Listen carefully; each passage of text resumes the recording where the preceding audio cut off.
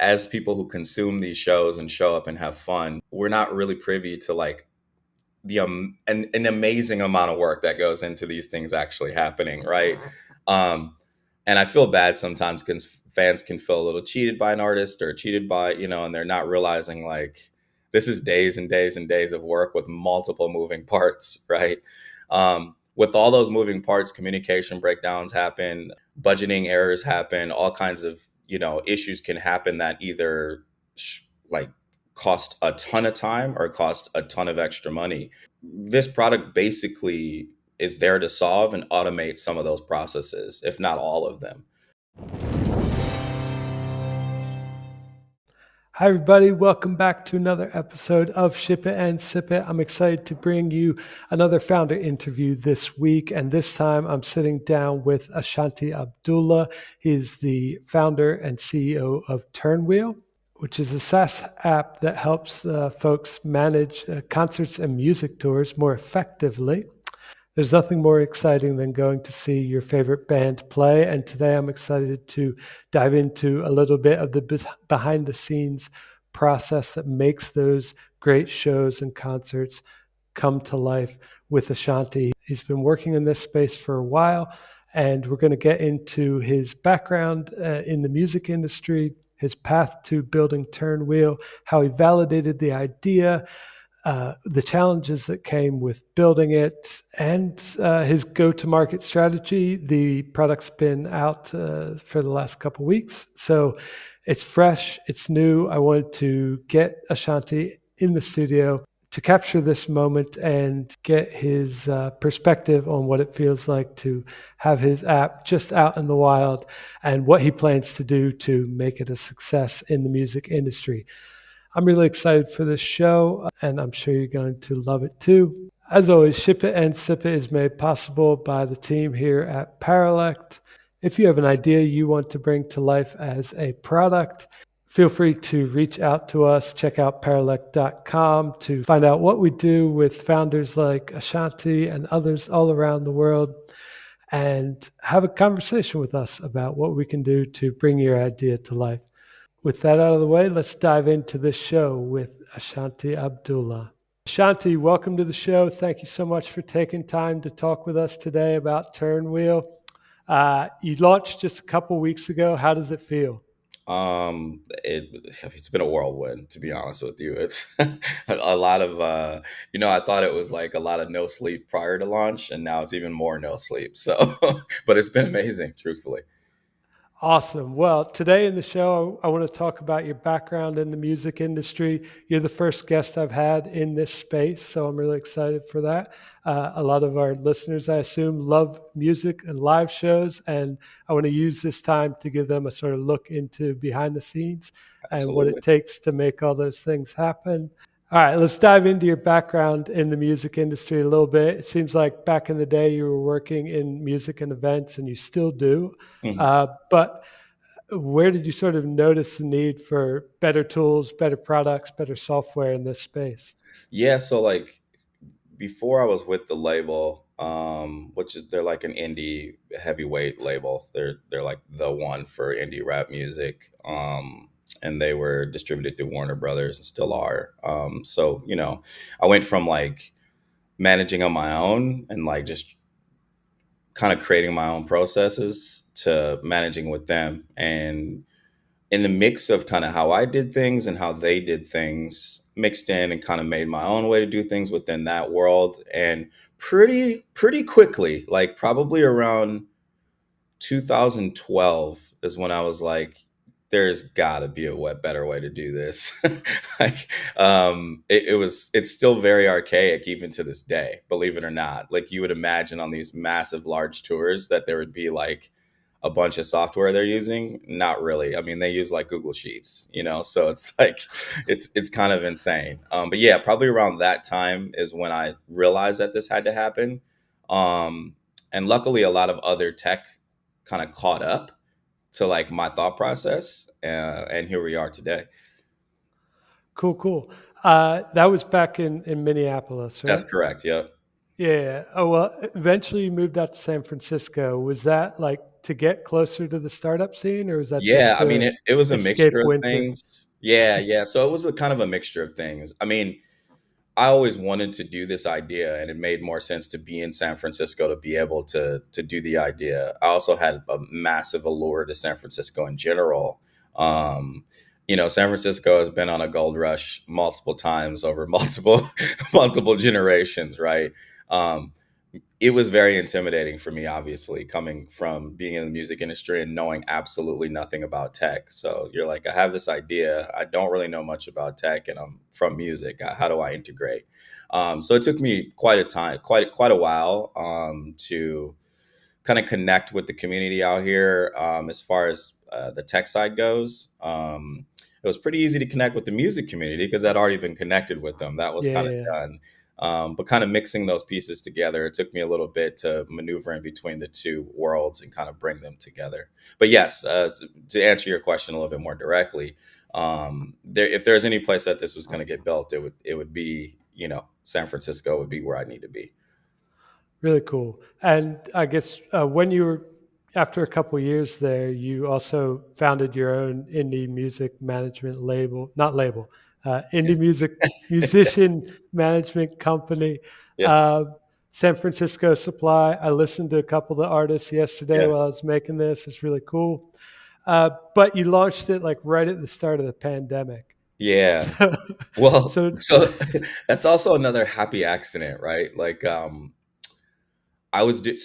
I'm a serial like brand builder. Like that's what I do, and I got okay. completely sidetracked, like working with a wonderful company out here called 4 Point Beer Company, and kind of helping them grow their business, kind of from the beginning all the way up to where they are today. They're pretty much a heavyweight in the industry here, and I got completely sidetracked doing that. And no guff to them. It was actually an amazing experience and super fun. Um, and then, as the pandemic started, an artist that I used to manage at the label reached out to me and said, "Hey, I'm open. I need another manager. I need help." And I said no to him multiple times, and then eventually, not necessarily no. I just, I wasn't. My mind wasn't in the music anymore, right?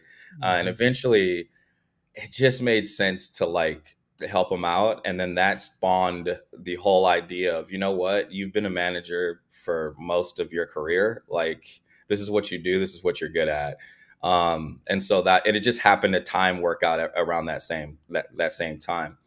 But obviously, as things slowed down, with the market, my brain started or like, poking around again around, all right, so how are we actually going to do this? How are we going to make this thing work? So yeah, it definitely. I mean, I think everyone kind of took stock of what they were up to, and I felt like my dream was a dream deferred, and I needed to get back to it. So, Right on. And I guess from sort of launching San Francisco Supply, mhm. and now you're launching a tech company, were there any carryover lessons there? Yeah, I mean, so those lessons are like they're built into the way that I did business for years prior to, and then I just carried that way of doing business into the management company.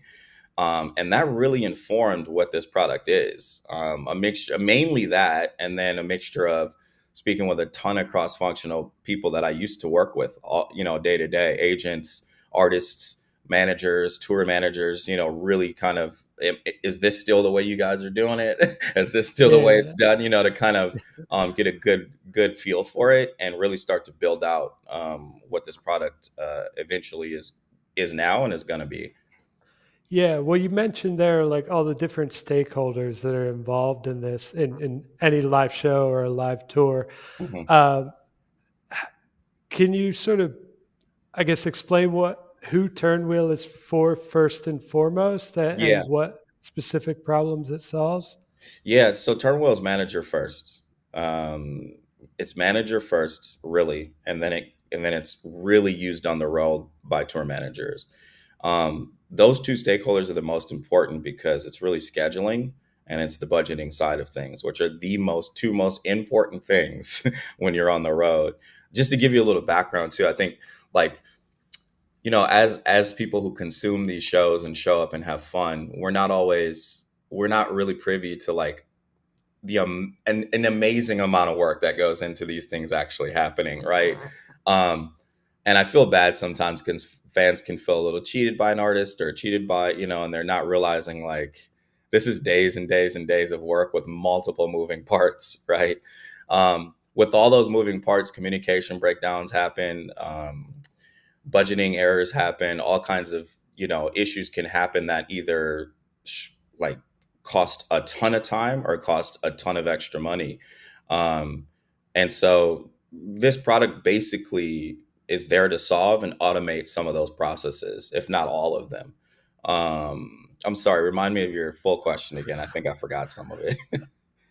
Just in terms of all the groups involved in The making a live stakeholders. show, yeah, the stakeholders, and yeah, from the outside I looking lost. in, concerts look like a party every night on the road, Yeah. right? It's Yeah. not. It doesn't seem like an environment where like budget feels that important, but I guess it is.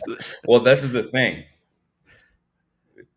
There's two sides to shows, right? There's the party that people come up to have, and then there's what people think is a party on the other side. That's not a party at all. I mean, this is a true business. Each Yeah. tour itself, from the smallest to the biggest, every time you're touring, it's like a little mini business for that period of time, right? I mean, a lot of touring acts have separate entities, XYZ touring company, whatever it is, because as and the industry really shifted, right?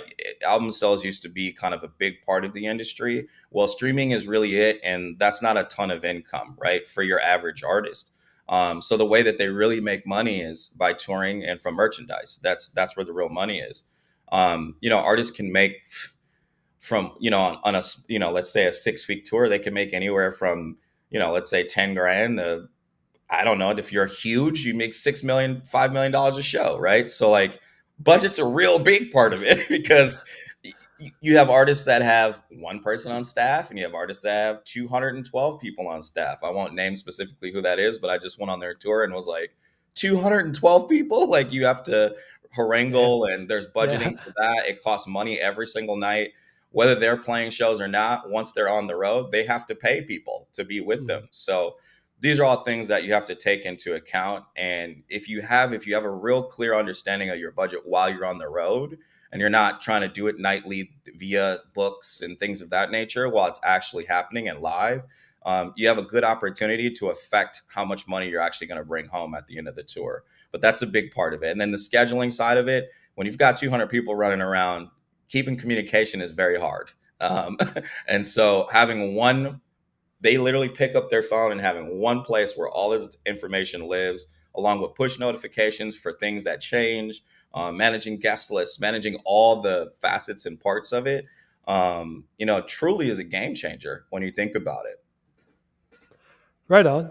Let's go back to sort of the genesis of the idea then. Yeah. Was there a moment when you realized what you wanted Ternwheel to be? And was that the same time that you decided to sort of go all in and focus on it? No. Yes and no. There's a spreadsheet that I have, that's the first ideas that were put to paper for Turnwheel. And I look at that spreadsheet just about every 6 months and I laugh at how different this has become. Some of the elements are still there. But overall, as really digging into the tech and understanding what can be possible, a lot of, the general idea was there, but we've really blown that out of the water and built something really cool. So when I first laid that down, it's probably was 2.5 to 3 years after that when I actually started to go after this. Yeah, there's been some time in between. It Yeah, was yeah, a yeah. slow start, but we're here now. Yeah, well, let's dig into that shift and that trigger, or what triggered you to go from I have this idea to I want to actually build this thing and make it real. I'm gonna be really candid about this. Being a black founder, it's really hard to come across investment. Um, we still have some of those stops in this country. That's a real thing. It's just things I have to deal with, right? Realistically, as I really had the idea, really starting to swirl around in my head, um, a really great friend of mine who I helped out years and years ago, said, do you have that idea? I said, I have that idea. He said, here's your first, investment. I'm going to be your lead guy. I believe in you. Go out there and make it happen. So really that was the catalyst for it. His name's Bob Gardner. He's probably one of the most wonderful people I know. And he's a very close friend. I helped him really early on in his business, and he's built it to a, $500 million business in the last 10 years or so. So wonderful guy. Yeah, that's huge. And I guess a lot of lessons to draw from that, but Yeah, absolutely. help people out, and you never know what they're You going to be never able to know. do for You you never in the know. I'm future. a firm believer though that you can't help people with the expressed intent to get something back. You just have to help. It always comes back around. Right on. And so you've been working on it for a couple years. You said that there have been some starts and stops along the way. Can you share some highlights from that timeline? Good things, bad things, challenges that you overcame, and what sort of, I guess, made it happen so quickly in the last couple months with us here at Paralect? Yeah. So, I mean, the biggest, so, starting a company that that the plan is for it to be large. This isn't going to be a small business, right? It's a very different thought process. Some of those stops were my internal strife with like feeling like it was like too big for me, and then realizing nothing's too big, and like getting back to it. And some of it was really like finding the right lawyers, finding the right, even forming the company correctly, where to incorporate, how to do all of those things, trademarks, all it's learning things. I've done business for a really long time, but not at this level, right? So it was about really learning what that meant. So I had to kind of lay in the basis for that before I could even really get to the tech, right?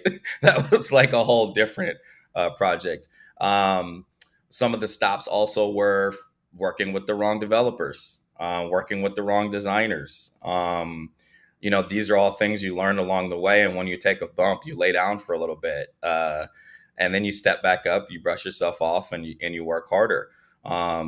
A friend of a friend knows Paralect and works with Paralect.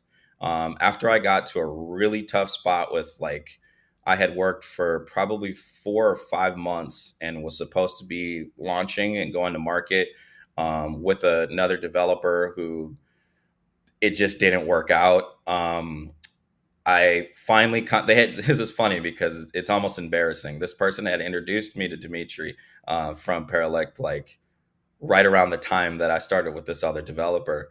So I ended up having to go back to Dimitri and say, "Hey, man, remember me? How can you guys do this?" And very nicely, without really anything on the table, your team said, "Hey, send me everything you have. Let's take a look at it, and we can. I'm sure we can take you to market, but let me see what you have."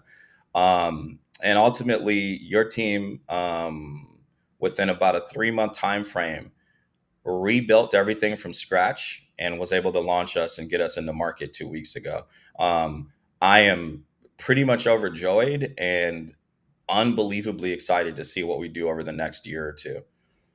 Awesome. Well, that's great to hear. Yeah. And it's always good when it's the product does what it says on the label, right? On our website, it's our header now is "We fix your broken tech" or This is something like very that. true. But I'm sorry you had to have broken tech to begin with. But I'm glad that we were able to collaborate and push you towards launch and make it happen. Absolutely. And I have to Um, say, I do want to add this. It feels like a very team atmosphere. Like your team came in and feels like they're the Ternwheel team. It's not like, oh, it's not a lot of no's or we can't do that. I mean, it's very much like, all right, let's sprint to that next, move together. And even within that, the product manager that I'm working with, wonderful, wonderful guy, Alex. He likes what we're doing, understands it, and is definitely like, how about if we push it this way? There's a lot of different, like, it's very much collaborative and less like direction, direction, direction, which I absolutely love. Awesome, awesome. And I guess this is a little bit off script, but having a team like that uh, I would assume it can allow you to focus on other parts of the business that you need to focus on, right? So, Absolutely. in that time, what have you been focused on in preparing for the launch? Fundraising, obviously, Mhm. more fundraising, and been able to raise funds successfully just because I have the Awesome. time and can put the actual time into it, which has been amazing.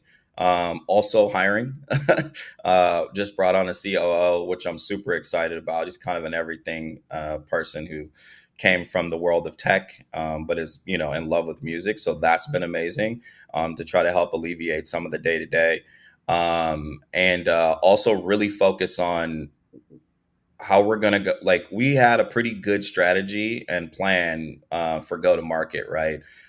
Someone from the music industry came on as an advisor and helped us put together like what our strategy go to market is. But to be able to be more nimble and think about it piece by piece and to actually start to affect some of those things. So a lot of on the ground marketing, a lot of me moving around and shaking some old hands and taking people out to dinner and getting people on. But being able to focus on that and less on the actual build has been absolutely wonderful. Awesome, awesome. Well, that's great to see. And I also saw when you made that short video announcing the launch Hmm. a couple of days ago, a couple of weeks Yep. ago. Yep. Um, on your Instagram, I found you just had an outpouring of support that was really strong, and it seemed all really genuine and heartfelt. So, how has the community received the idea, and yeah, how's it been so far? Yeah. So I've been pretty quiet about it.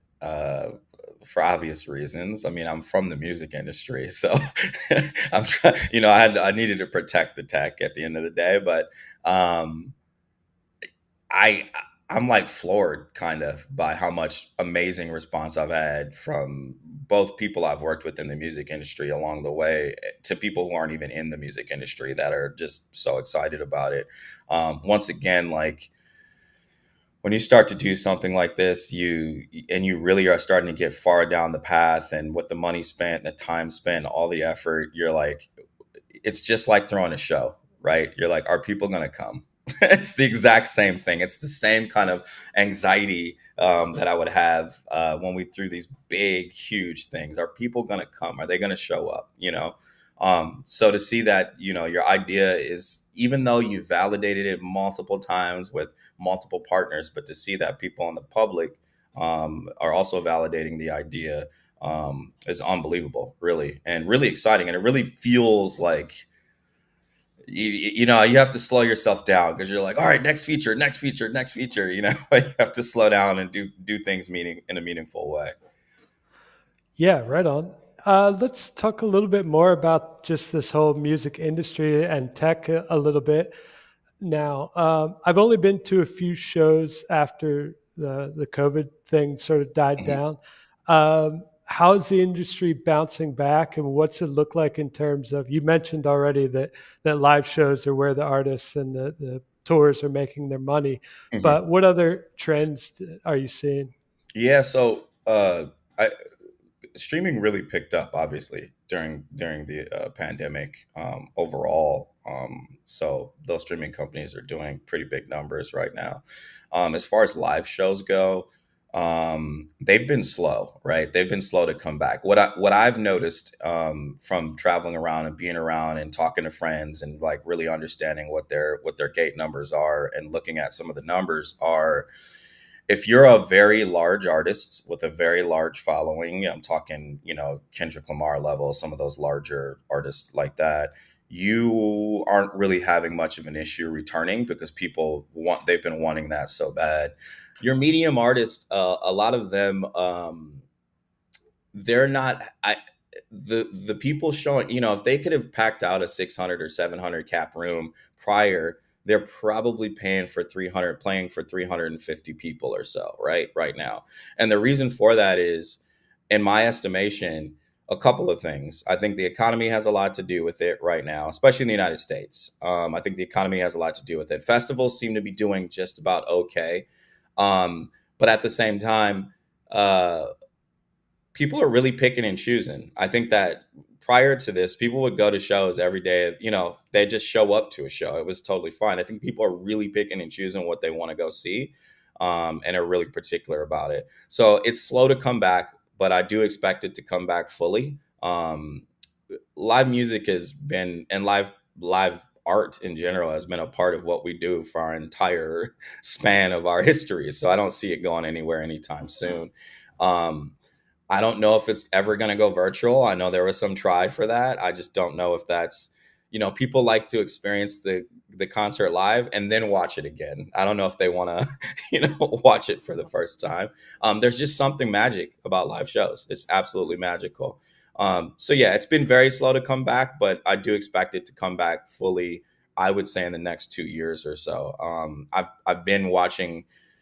There's an artist who I really recently went out with to go check out, who's using the product as a beta user, and I saw him selling out things that he wouldn't have sold out last year. So it's exciting to see it come back. Yeah, for sure. I guess in terms of technology and sort of products for music and for tours and events like this, I guess there was a there was a lot of hype around blockchain a couple years ago and Hmm. using blockchain for ticketing. And Hmm. I haven't really seen any of those ideas come to fruition. I don't know if that's just because Ticketmaster has like the lock on Yeah, tickets. unfortunately, they've got an insane lock on tickets. Yeah, It's pretty but wild. anyway, my question here is what other areas I guess can be improved with technology aside from the what you're working on with Ternwheel in terms of Yeah. tour management? Well, I got a plug. Further down the road will be Turnwheel merch. Um, being able to provide a new solution for, or a more streamlined solution for merch providers and people who need, who sell merch on tour. That's a piece of tech that I'm really excited to bring to the market. Outside of that, there's other tech companies that I think could do better, but there's stuff that's in the market, like your song kick and your things like that are more technical, customer concert goer facing. Um, but yeah, I mean, I think the outside of those tech pieces, there's the business side, there's the customer side. I'm trying to think of what I can think of for customer side. I mean, digital ticketing is here, and it's pretty well done. Customer tracking is really, really well done through digital ticketing. All of those types of things are kind of in place. All right, you mentioned going on tour with your one of your beta users and seeing how they were using it, and also you mentioned the sort of the the the musician size, like Hmm. how big their shows are. So I Hmm. guess uh, who, what level are you trying to get onboarded to Turnwheel first? Are you trying to get one or two really big artists on board, or are you trying to like get a large swath of smaller artists to join up? Yeah, so like I wanted to be real on purpose about building this for everybody, for every sized artist. The initial build that we're doing is really more of a scaled down. Like it's or like it can be used by someone who has 200 people on tour, or it can be scaled down all the way to I just got booked my first few shows and I'm just heading on the road. One of the big things or the big issues, I've worked with a lot of newer artists. Even at the label, I worked with new artists. I worked with legacy artists and older artists as well, but I worked with new artists. And a lot of new artists don't know how to do business. And so we built them also a tool. You can sign up as a solo artist. We built them a tool which basically shows them this is how you do it. This is how these things work. So instead of trying to fumble through it and figure out their own process, we basically built a process for them that makes life much easier, and then all the way up to we can do custom work for like enterprise customers. So your question is, are we going after a specific? No, when it comes to that, we're going when it comes to artist size, we're all artists are welcome to join. um, for the larger artists, we can work custom solutions for them, obviously. But yes, there'll be some, you'll see some enterprise large users on very soon. One of our board members is Tunji Balagun, who is the chairman and CEO of Def Jam Recordings. So he's a very, very good asset for us when it comes to that. For sure. Yeah, that's a huge contact to have. Yeah. Congrats. All right. And you did mention the custom option and also simpler versions or yeah, simpler versions for Yeah. solo and smaller artists. Mhm. And that was one of my questions in terms of onboarding. I know it's kind of in a soft launch phase right now, but Yep. eventually, how do you see onboarding happening for artists onto Ternwheel? Is it just going to be sign up and go, or are you going to have to do demos for the teams? What do you think? I think it's going to be all of the above. Believe it or not, Paralect is actually working on a. They gave me the name for it, and then I forgot it. It's like a not a tutorial, but a guide of some sort for when you sign up. Here's what you do first. Those kind of things. That's kind of self-service. I think there's some people that will hop on that have been doing this long enough, being a manager or being a tour manager, are going to be like they'll know exactly what to do, and then Mhm. we'll be available. We have a team available to demo when necessary. So you have that option to go through a demo to help people get set up and understand how to use the tool. Awesome. Well, I don't want to take up too much of your time, but last couple questions here. Absolutely. What, what does success look like for you in the next sort of 6 to 8 months in terms of Turnwheel? Yes, next 6 to 8 months. Dang, how do I say this? There's a specific additional property, a fintech property that we have planned that we had to hold off from this release that will come out in the next 6 months. Once we get that out there into the market, that's massive success to me.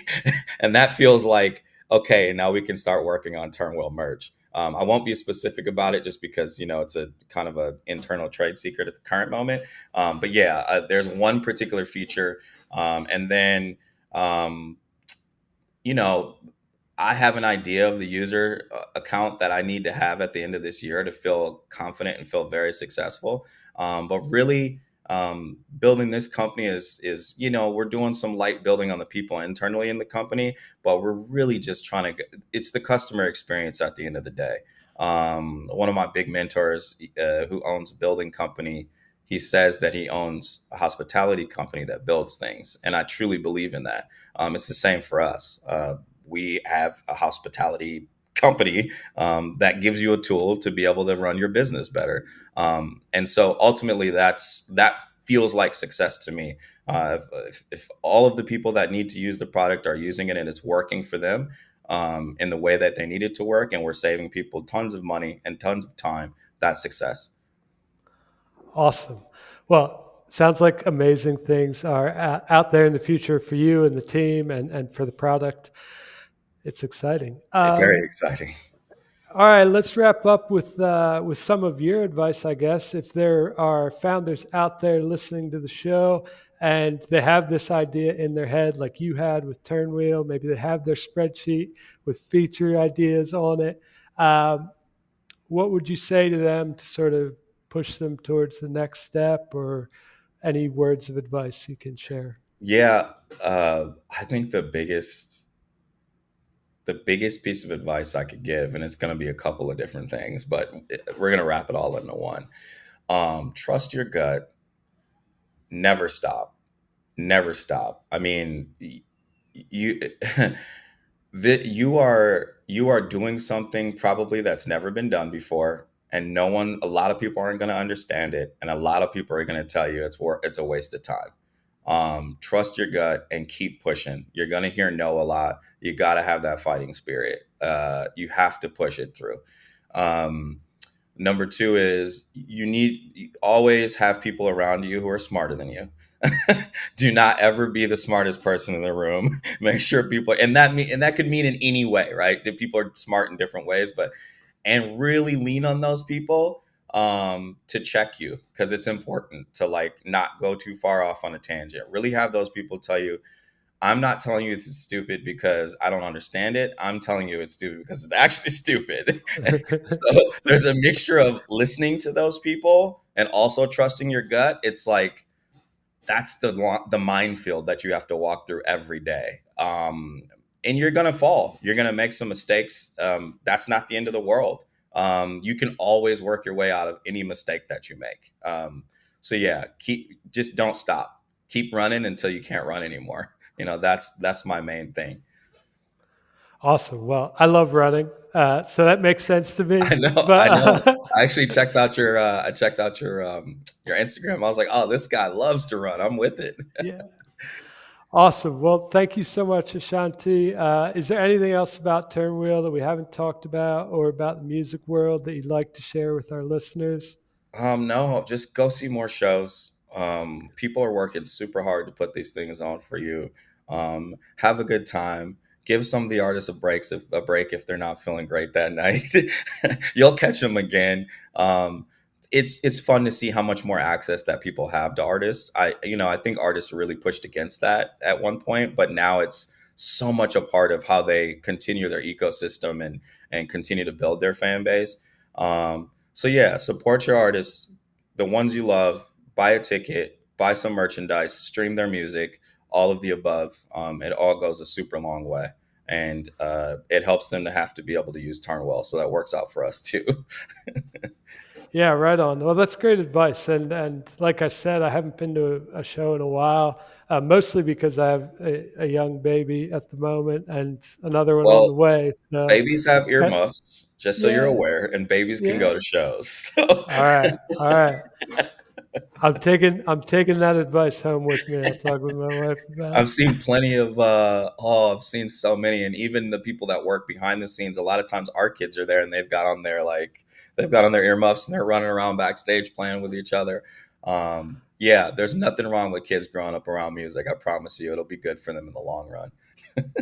Yeah, that's a good point. All right. Well, Ashanti, this has been awesome.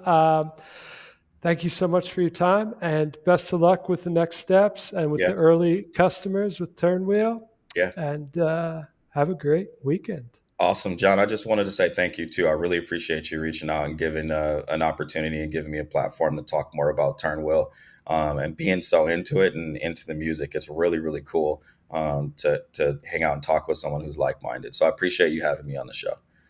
You're so welcome, man. And it's happened really quick. I wrote to you like a couple of days ago. Most of my interviews, it's like a process to find the time, but it's been really good to talk with you, man. All right, good to talk to you too.